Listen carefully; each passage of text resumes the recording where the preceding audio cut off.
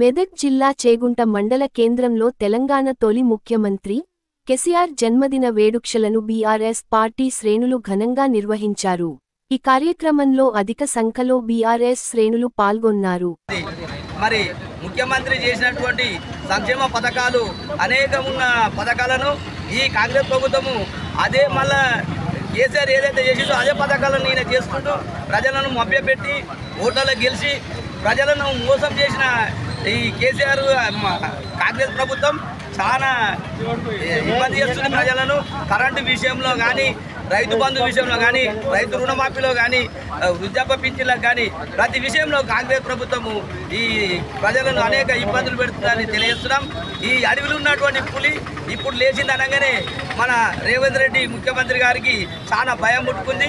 రానున్న స్థానిక సంస్థ ఎన్నికల్లో ఈ కాంగ్రెస్ పార్టీకి పుట్టగతులుండవని ఈ విధంగా మేము తెలియజేస్తున్నాం. జై కేసీఆర్.